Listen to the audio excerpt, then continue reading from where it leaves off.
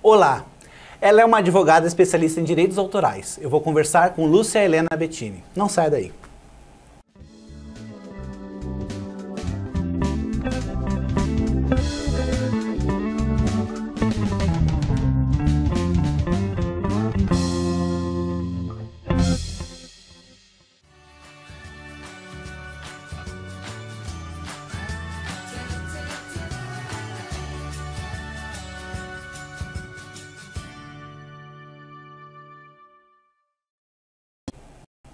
Se você é escritor ou almeja escrever as suas obras e publicar seus livros, hoje você vai ter uma aula exclusiva sobre direitos autorais com minha amiga Lúcia Helena Bettini. Como é que vai, Lúcia? Tudo bem, graças a Deus. Muito obrigada pelo convite.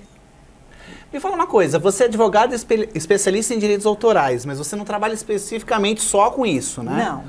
Como é que é? Fala um pouquinho do seu trabalho. A minha vida profissional, no fim, é voltada para a proteção das pessoas. E dentro, né, dessa proteção das pessoas, a gente também cuida, né, da questão intelectual, da proteção da propriedade intelectual. A produção autoral. Essa proteção engloba o quê? Direitos autorais, o que mais? Direitos autorais, direito de imagem, a questão da honra, da intimidade, da privacidade. Eu sou professora de Direito Constitucional e com isso a gente acaba por fazer, né, toda essa discussão que envolve os direitos fundamentais. Ah, legal. Bom, no começo de tudo, o que são os direitos autorais? Os direitos autorais, eles estão muito relacionados à questão do intelecto, à produção intelectual. Só que vai ganhando um contorno diferenciado a partir do momento que você começa a perceber que existe, né, toda uma dimensão, além dessa produção intelectual das pessoas, de um direito que também é uma propriedade. Então, quando a gente fala, né, de direito autoral, nós estamos falando da propriedade intelectual, dessa propriedade que é protegida constitucionalmente e que, né, ganha contornos, né, tanto nos aspectos patrimoniais como nos aspectos morais, ali de proteção da pessoa. É aquela pessoa que realizou a produção daquela obra intelectual. Mas também existe, né, ali essa proteção patrimonial. Então nós temos dois aspectos que são muito importantes na hora de se falar em direitos de autor. Dessa produção intelectual que num primeiro momento vem, né, para agradar o autor, né, é o autor quem vai se deliciar, né, se deleitar ali com a sua produção intelectual. Mas também, né, existe o outro lado, que senão a gente estaria num momento, né, que houve por muito tempo só de haver ali a proteção de quem vai fazer a publicação dessa obra intelectual. Então, hoje em dia, nós temos tanto a liberdade ali de produzir essa obra intelectual e a proteção da propriedade. Então, veja bem, eu publiquei um livro, sim, eu sou autor de um livro, eu sou o dono dessa produção intelectual. Sim. Então, sempre o meu nome vai estar vinculado àquela obra, sim, mesmo que, por exemplo, eu venda os direitos para alguma coisa. Sempre o seu nome está vinculado à obra. O que não acontece na atualidade é a eternidade da vinculação com aquela empresa, né? Então, assim, você faz um contrato e o seu nome sempre vai estar vinculado à obra, mas as questões patrimoniais, enquanto você está vivo, você é o dono ali da sua obra, né, intelectual que compõe a tua propriedade. Mas a partir do momento, né, que esse autor venha a falecer, os herdeiros, né, ou quem, né, ali disponha por meio de contrato, irão utilizar daquela obra patrimonialmente, né, explorar aquela obra patrimonialmente por 70 anos. Esse é o prazo, né, que é posto aqui. A partir do ano seguinte, de 1º de janeiro do ano seguinte à morte do autor, quem está ali na condição de herdeiro daquela obra, que podem ser os herdeiros que são, né, os descritos pela lei civil, como também podem ser aqueles que estão contratualmente vinculados, né, a essa obra autoral. As editoras, no caso, né? A partir do momento que a gente tem o falecimento do autor, nos dias atuais, nós vamos aqui no Brasil contar 70 anos de 1º de janeiro do ano seguinte à morte do autor para a exploração dessa obra. Passou esse prazo, nós vamos falar que a obra caiu em domínio público. Aí qualquer editora pode fazer o que quiser. Isso não depende dos contratos de edição, Edson. O que a gente precisa perceber é, nunca vai haver, né, ali a retirada do nome do autor. Ah, sim. O nome fica vinculado, é justamente esse aspecto inicial que nós colocamos aqui. É o direito moral de autor, é o direito de ver a sua obra reconhecida mesmo depois da morte. A gente vê agora, porque acho que foi ano passado que saiu o filme do Pequeno Príncipe, Sim. Você vê uma infinidade de editoras que publicaram o Pequeno Príncipe. Eu contei pelo menos 12 que eles tinham feito lá na livraria, um espaçozinho, tinham 12 edições diferentes do Pequeno Príncipe. Porque a obra caiu em domínio público. E isso tanto para a obra literária como para a obra musical. Né? Aqui a gente pode estar falando em diversos, né, aspectos, mas o nosso foco aqui é a obra literária. Eu sou dono, eu escrevi esse livro, por exemplo. Eu posso fazer o que quiser com ele? Sim. Você tem o direito vender, alugar, exclusivo de usar a sua obra. E quem nos dá essa proteção é a Constituição. É o texto constitucional, né, que vem e protege com exclusividade... Lei 9.610 de 98. Essa é a lei infraconstitucional. A Constituição, no artigo 5º, no inciso 27 e 28, vai falar, né, dentro do rol dos direitos fundamentais, dessa proteção dos direitos autorais. E com exclusividade, o autor pode explorar a sua obra. Tá? Eu posso pedir, por exemplo, o que eu quiser. Não existe, por exemplo, uma tabela de quanto se uma editora quiser publicar o meu livro, não tem uma tabela assim, olha, você vai ficar só com tal porcentagem, que é de tabela. Não existe isso. Né, algumas dinâmicas contratuais que são recorrentes, mas isso não quer dizer que, dependendo da demanda, né, que ali aquele livro, né, ou aquele autor, por conta da sua publicação, né, o que ele representa como autor, né, não vai haver uma diferenciação nos contratos aí de edição. O que a gente vê muitas vezes é autor no começo de carreira bancando, inclusive, com as edições. A editora faz todo o trabalho ali especializado, porque o autor ele é, né, um expert em cuidar da produção intelectual. Ele sabe, né, escrever acerca do tema. A editora é quem vai, né, dar essa publicização, então, né, por meio da produção, da encadernação e depois, né, a colocação à venda da obra intelectual. Então, eu já vi num contrato até da Câmara Brasileira do Livro, que é um contrato padrão que eles me forneceram na época, porque eu também sou editor, né? Eles me mandaram, que lá estava dizendo que corriqueiramente, né, não é assim uma convenção, é mais ou menos uma convenção, sabe? Entre os editores. Sim. Entre 2% a 10%. A 10%. Então é o que a editora... Existe esse padrão. Agora, tem editoras que querem publicar livros de autores muito consagrados, que eles dão adiantamentos também, né? Sim. Eles pagam para que aquele autor produza, né, uma obra intelectual que muitas vezes, na atualidade, até vem ao encontro aqui, falando um pouco, né, da minha atividade, né, que é a atividade ali vocacionada ao direito. Né? Muitas vezes você tem a encomenda de temas que são os temas recorrentes. Por exemplo, nós estamos passando por modificações muito grandes no Código de Processo Civil. Então, existe uma demanda, né, de autores a falar do Código de Processo Civil. Como já houve também em todas as discussões dos direitos autorais, quando a gente pensa na possibilidade do autor, né, permitir que a sua própria obra seja utilizada por outros sem nenhum pagamento, como é o caso, né, das chamadas Commons, né? Creative Commons, das licenças. Né? Então, a gente tem uma possibilidade bem alargada desse autor exercer a sua liberdade. E plágio? Como é considerado o plágio? O que é o plágio?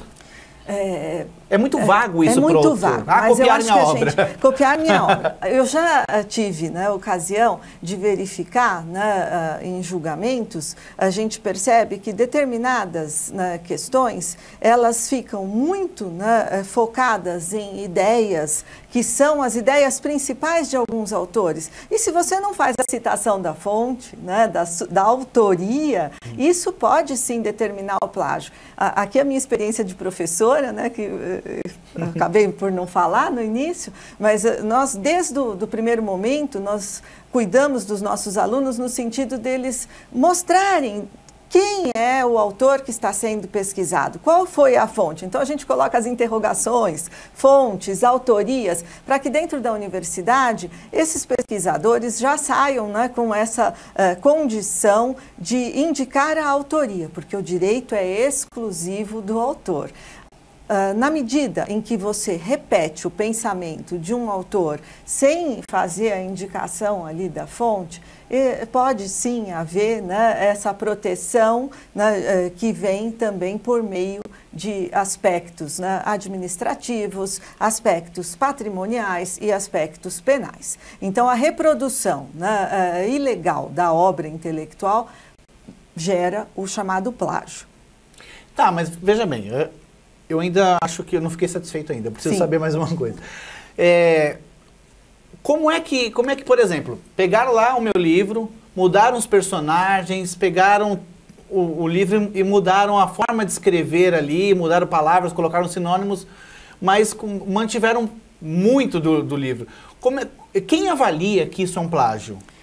Tem que se ler as duas obras e fazer um laudo? A gente faz uma pesquisa das obras realmente, né, que estão sendo ali indicadas, porque na grande maioria das vezes, na atualidade, nós estamos dentro dos desafios, né, que são os atuais. Na atualidade, fica muito mais fácil de você buscar, né, se houve ou não essa cópia indevida, por meio, né, dos programas que hoje existem. Então, tem o caça-plágios, né? Nós temos alguns programas que, inclusive, as grandes universidades até estão, né, investindo nesses programas para que os professores possam apreciar a qualidade do trabalho e não verificar, né, se existe essa cópia, né, indevida ou a ausência da citação do autor. Então, você está me perguntando aqui, eu preciso aqui fazer, né, uma diferenciação. Num primeiro momento, nós precisamos pensar o seguinte, que as ideias, elas são universais. Então, nós vamos sempre repetir algo que alguém já cuidou. Existiu alguém que anteriormente já falou. Então, nós vamos pensar, né, em estar ali aprimorando aquela ideia. Ou mesmo, né, a partir das nossas memórias, das nossas pré-compreensões, das nossas vivências, a gente vai, né, ali reescrever, né, mas sempre quando existe ali um determinado, né, parágrafo que é reconhecidamente de autoria, né, identificada, nós temos que dar esse crédito ao autor. Então, você está me perguntando aqui especificamente, né, como é que fica essa questão do plágio? Existe tanto a reprodução parcial como a reprodução integral do texto. Existem, né, casos da gente ter ali o uso indevido da obra autoral sem nenhuma citação do autor. E em outras ocasiões, existe até uma citação, né, que vem ali feita ao final, né, mas não nos moldes, né, que as normas técnicas exigem. Então, nós temos lei, né, também, que indica essa forma de se anotar, né, as autorias, os rodapés, ou dentro dos próprios textos, as normas técnicas, e também, né, ao final, a gente tem que fazer essa citação. Como é que funciona esse programa que você falou, o caça-plágio? O caça-plágio. Esse caça-plágio faz um trabalho que até há pouco tempo a gente fazia, né, mais manual, né? A gente pegava o livro, lia um, né, lia outro. Lia um, lia outro, verificava que trechos ali estavam muito marcantes, né? Porque muitas vezes você verifica que o autor, ele tem um determinado estilo, e de uma hora para outra, né, ele modifica o estilo, né, ali, de toda a dinâmica do seu trabalho e passa, né, a escrever diferente. E isso nos chama a atenção. Então, esse era um molde, né, de verificação mais antigo. Na atualidade, como é que a gente começou a fazer? A gente jogava no Google, né? O Dr. Google, né? Nos ajudava muito, né? Mesmo dentro do escritório, a gente faz essas pesquisas trecho a trecho, e quando a gente tem um caso reconhecido, né, ali que vem alguém nos procurar, aí a situação, ela dentro dos parâmetros, né, das responsabilidades que existem, né, hoje em dia ficou muito mais fácil, porque a internet, ela busca para a gente realmente, esse meio de comunicação eletrônica nos permite, né, essa busca com mais tranquilidade. Mas antes era isso mesmo, é pegar o livro, né, fazer leituras, né, e comparar. Esse é o trabalho, né, que se faz tanto dentro da academia como dentro dos escritórios de advocacia. A gente vai continuar conversando aqui, mas tem um recadinho para o pessoal de casa, aí a gente já volta. Se você escreve contos, crônicas ou poemas, você precisa participar das coletâneas literárias da Andrus Editora. Acesse www.andrus.com.br e envie seus textos.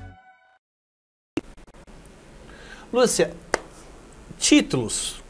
Título é passível de plágio? Também. Como que funciona isso? Quando nós fazemos referência à criação intelectual, nós estamos falando dos nomes, das marcas, né? E nós temos tanto, né, o conteúdo como o título da obra. Aí a gente vai ter que falar realmente, né, na questão que envolve, né, a discussão da indústria também, da propriedade industrial. Porque quando nós fazemos referência ao direito autoral, nós estamos falando basicamente da proteção do intelecto, que tem essa discussão do prazer, do deleite, daquela obra que vai fazer tanto bem ao autor, como também aos leitores. Na medida em que a gente fala de nomes, de marcas, né, de títulos, aí nós já estamos falando da exploração econômica. E muitas vezes essas questões, elas vão ganhar contornos, não dessa dimensão autoral, mas sim dessa dimensão de indústria, de propriedade industrial, de marca. E aí a situação é distinta. Mas é aquele que fez, né, o registro da marca. Tá, mas vamos pensar da seguinte forma. Tem uma música do Vinícius de Moraes que chama-se A Casa. E se eu escrevo uma obra chamada A Casa... Não tem problema. Não tem problema, porque o conteúdo é diferente. O conteúdo é diferente e as ideias são universais. A partir do momento que você sai dessa dinâmica da propriedade autoral e entra, né, numa dinâmica de proteção da propriedade industrial, nós não estamos mais falando do autor e do prazer, das questões que a gente vai fazer, inclusive, né, toda uma orientação de verificação na Grécia Antiga, né, e do amor, do prazer, do que é belo, do que é bom. Aqui nós vamos olhar para as questões econômicas. Então, nós estamos falando de exploração comercial, de um nome, de uma marca. Né? Tá, então, resumindo, digamos assim... Eu escrevi um livro chamado, isso aconteceu, né? Na verdade, teve uma autora que lançou um livro chamado Legado de Sangue, que é a Raquel Pagno, né? Legado de Sangue. Ela não gostou muito, que nós também lançamos um livro chamado Legado de Sangue, mas não tem nada a ver. Porque cria uma confusão, Edson. Se a gente pensar em termos, né, da obra autoral... outra vez, né? É muito difícil da gente, né, afastar essa possibilidade de se ter as mesmas ideias. São duas palavras ali que você juntou as duas. Muitas vezes o título vem com única palavra. Ou com duas palavras. Então não tem muito, né, como você querer essa proteção para o título. A partir do momento, é lógico que é o título e a obra. A gente consegue identificar por meio de títulos a obra dos autores. A questão que se põe é a exploração comercial. Quem é que fez, né, o uso primeiro dessa nomenclatura? Isso independe, desculpa te cortar, porque às vezes as ideias vêm e eu acabo indo embora também depois. Não tem problema. O registro na Biblioteca Nacional, qual é a importância dele? Sim, acho que é bem bacana esse teu questionamento, porque o registro para a obra intelectual, para a obra autoral, a Lei de Direitos Autorais fala que não existe essa necessidade. É o artigo 18 da 9.610, que você referiu há pouco. em razão da Constituição, permitir ao autor explorar a sua obra da forma que ele bem entender. Então, essa exploração da obra é desde o momento da criação. Ele usa a obra intelectual, a obra se considera, né, ali, do autor no momento da criação. Então, você terminou de escrever mais um conto, né? E não precisa da edição. É aquele momento que você finalizou o conto, ou que você criou aquela poesia, ou aquela melodia, que nasce a obra. Então, independe do registro. Porque tem outras formas de provar também que são... Sim. Por que você me fez a questão da Biblioteca Nacional? Em razão dos dias atuais. Nos dias atuais, é muito importante a gente ter, né, um mecanismo de fazer essa prova da criação.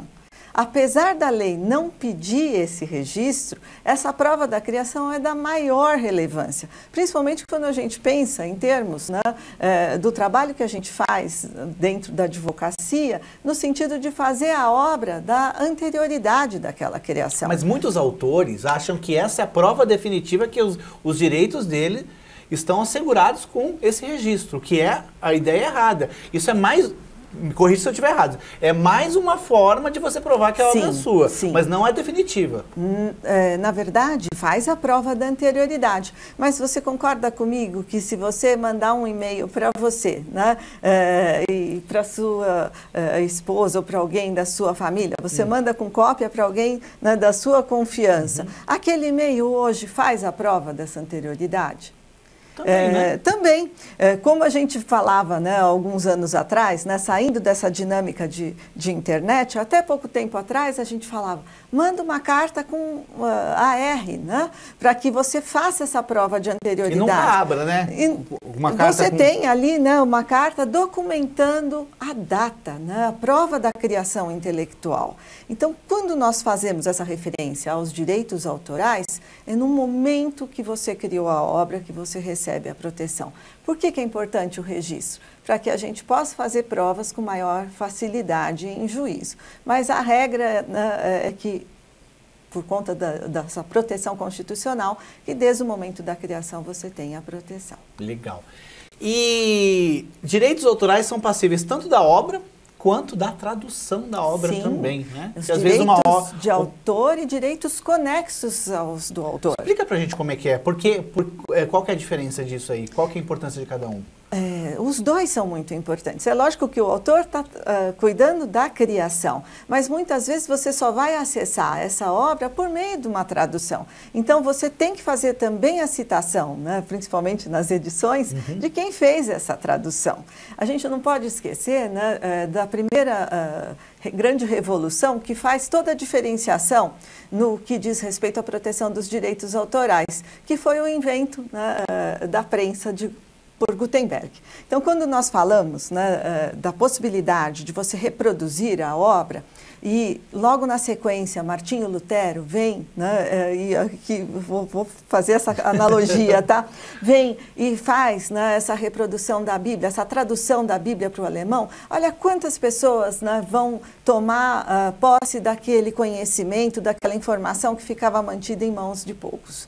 Então, essa grande revolução que vem por meio da comunicação, ela acaba por afetar também a proteção dos direitos autorais. Na medida que, se você tem a tradução daquela obra, muito mais pessoas vão acessar aquele conteúdo e esse é o conteúdo, né, que vem e que nos liberta, né, que nos permite ser iguais. Acontece como no caso do Pequeno Príncipe que eu já citei, a obra original cai em domínio público, mas a tradução não. Sim, mas a tradução não. Esses contratos aí é que a gente precisa olhar. Então, esse aspecto, né, moral é muito fácil da gente falar aqui, né, em poucos minutos, né, e deixar bem claro ao autor.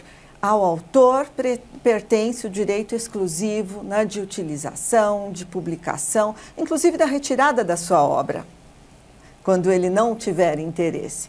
O aspecto patrimonial é que aí a gente tem que olhar para os lados contratuais. E aí realmente a gente acaba por fazer, né, caso a caso, dentro, né, de uma dinâmica de atenção ali ao cliente no escritório. Tem muitos escritores que me procuram querendo saber o seguinte: Edson, eu queria, na minha obra, eu queria colocar assim, um trecho de uma música que a letra da música, um trecho, que o meu personagem está ouvindo. É possível isso? Às vezes eu acho que não tem problema, tal, mas tem problema? Olha, desde que você faça a citação e se for uma música que não caiu em domínio público, então são os dois aspectos outra vez que estão se mostrando aqui pra gente. Não caiu em domínio público. Não caiu em domínio público.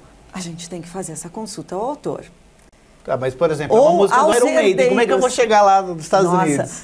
Muitas vezes a gente tem casos de plágio aqui no Brasil, né, de grandes, né, músicos aqui brasileiros que acabaram, né, por usar, né, trechos de obras musicais estrangeiras, e existem sim escritórios que acabam, né, por fazer essa dinâmica. Mas você acha que, por exemplo, é o personagem que está ouvindo a música, o meu personagem estava ouvindo a música tal, do Led Zeppelin dentro de um tal. contexto, Led Zeppelin é algo que você está fazendo, inclusive, né,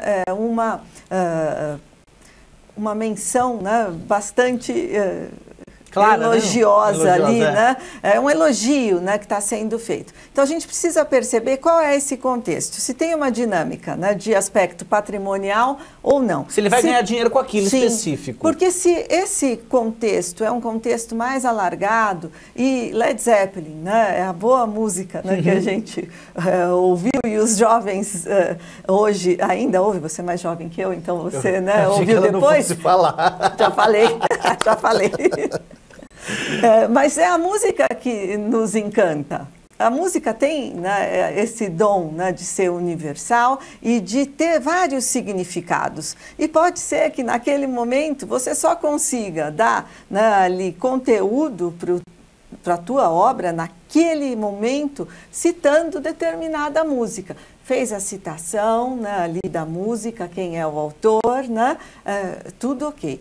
Vai ganhar dinheiro por conta da utilização dessa música, tem que pedir autorização. E existem sim os ele vai ganhar dinheiro com a venda do livro com a dele. Obra intelectual por completo, mas não com a música. Exatamente, é isso que eu queria saber. Fanfiction, que é aquelas ficções de fã. Eu pego Harry Potter e crio uma história nova. Não para ganhar dinheiro, mas porque eu sou fã. Pode?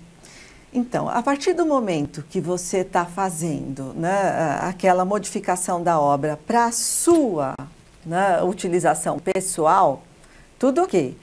Se você começar a explorar a obra, com certeza você vai ter uma notificação de algum escritório de direitos autorais. Não, mas eu fiz porque eu sou fã. Você fez porque você é fã. E mas coloquei na internet. Agora, o problema é esse, coloquei na internet. E aí, o que mudou, né, na tua condição profissional? Isso que a gente precisa ver. Se eu ganhei dinheiro, não pode. Se eu não ganhei... É o aproveitamento econômico, é o uso ali, né, da obra, que o texto constitucional é muito claro. Ele fala que é exclusivo do autor. Hoje em dia, né, a gente sabe que existem, né, esses mecanismos, né, para se multiplicar as ideias. Então, existem, né, os autores que realmente estão lançando mão, né, das licenças ou das Creative Commons. Aí a gente teria que fazer uma análise mais focada em cada um dos países e tratados internacionais que são os utilizados, mas cada um, né, dos autores, né, dentro dos seus locais, né, de atuação, podem sim, né, abrir mão dessa exploração patrimonial para que essa obra ganhe uma maior divulgação.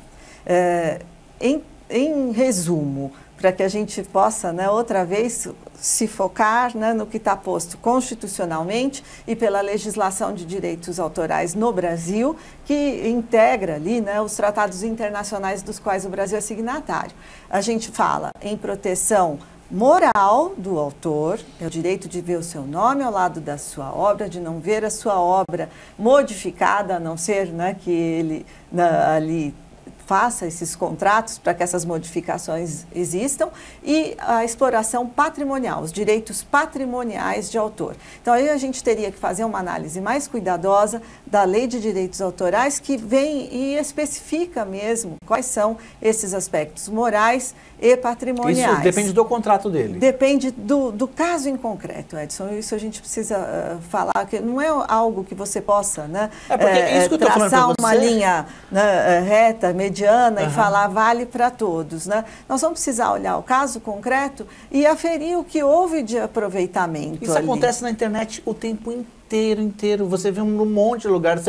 Tem grupos formados no Facebook de fãs, né, escritores, fãs de Harry Potter, que tem lá 3 mil, 4 mil, 5 mil pessoas que escrevem isso. Então é difícil você não conseguir saber que eles existem. Então, existe, né, o que a gente costuma chamar de mídia espontânea, né, que outros comentam a sua obra, e isso é muito bom, porque vão continuar a comprar livros, vão continuar a assistir aos filmes, a comprar toda, né, aí a exploração, né, comercial mesmo, né, vão comprar, né, tudo o que diz respeito ao Harry Potter. Você só está tendo ali uma dinâmica de aumentar, né, no caso, os leitores e a audiência. Né, entendi.